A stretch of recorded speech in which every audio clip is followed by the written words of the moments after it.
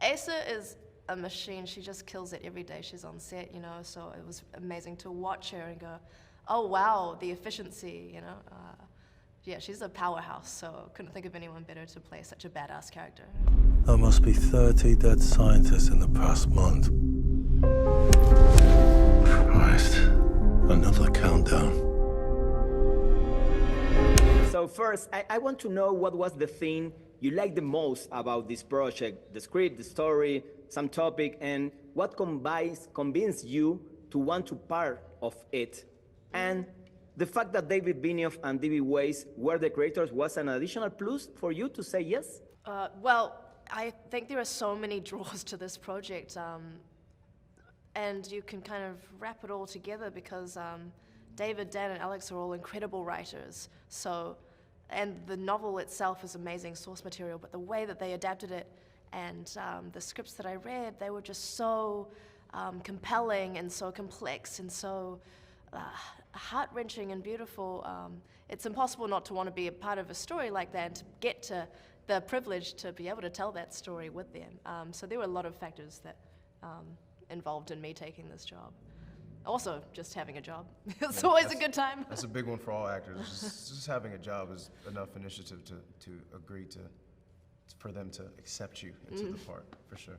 But the story, the spectacle, the size of it, the scale of what they were trying to adapt or succeeded in adapting was definitely something that I think any actor would be honored to be a part of. So Jess and Jovan, I'm going to read you a quote from the show, and I would like to know what do you think about it.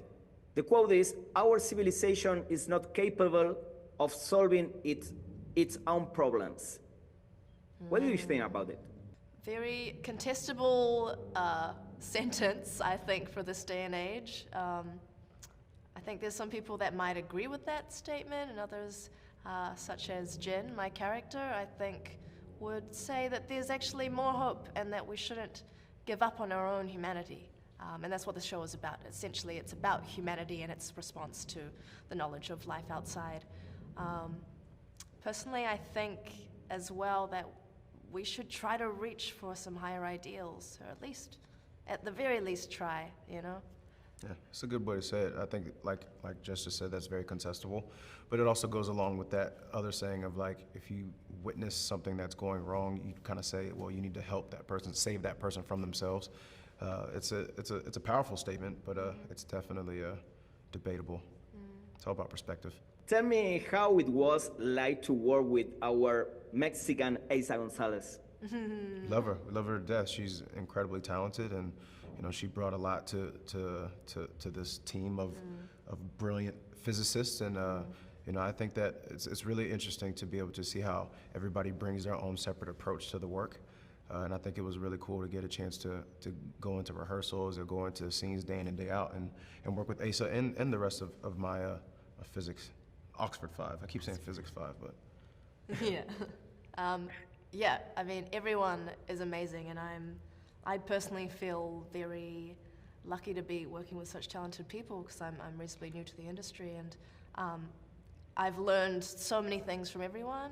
Asa is a machine. She just kills it every day she's on set, you know, so it was amazing to watch her and go, oh wow, the efficiency, you know. Yeah, she's a powerhouse, so couldn't think of anyone better to play such a badass character. So my last question is, it's not a question, but for our audience in Latin America, if you had to describe the show in one sentence, how would you do it? In one sentence. I feel like you're good. You've done this before when we were in Brazil, and it was really good.